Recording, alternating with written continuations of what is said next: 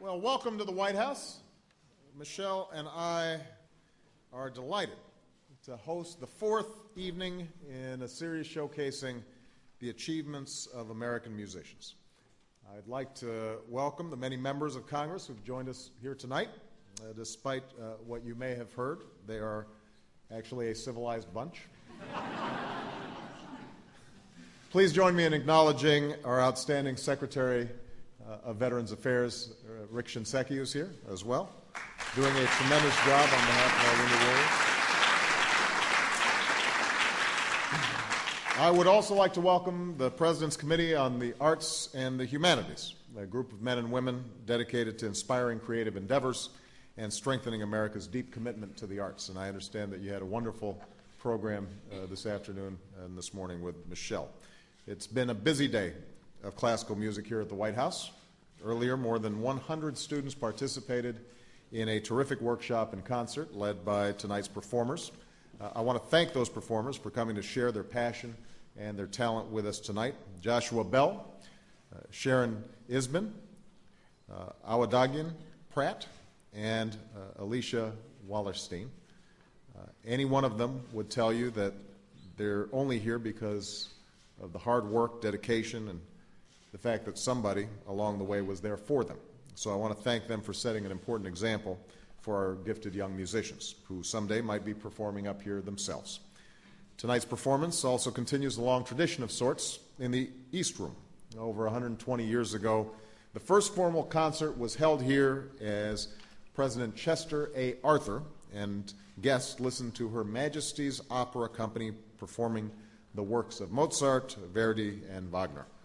Since then, it's earned a rich history as a venue for White House concerts, and especially for those dedicated to classical music, from Van Cliburn to Yo-Yo Ma, to our own Marine Chamber Orchestra and Marine Chamber ensembles. This room has been a stage for some of the nation's most accomplished classical musicians. Now, if any of you in the audience are newcomers to classical music and aren't sure when to applaud, don't be nervous. Apparently, President Kennedy had the same problem. He and Jackie held several classical music events here, and more than once, he started applauding when he wasn't supposed to. So the social secretary worked out a system where she'd signal him through a crack in the door to the cross hall. Now, fortunately, I have Michelle to tell me when to applaud. The rest of you are on your own.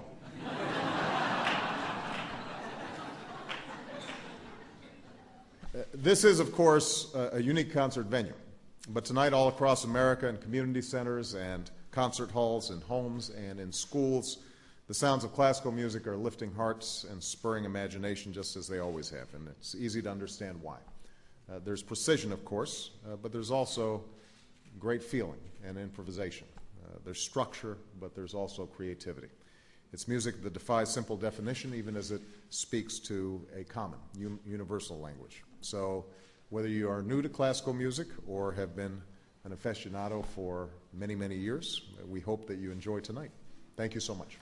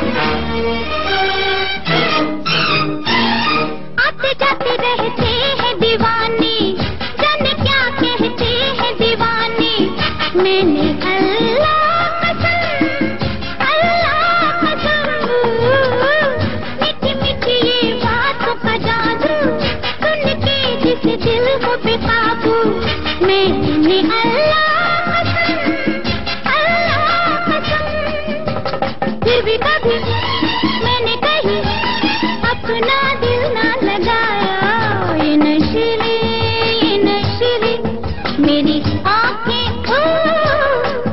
जाने कब से आता है सबसे, जिंदगी है खुद ही नशा।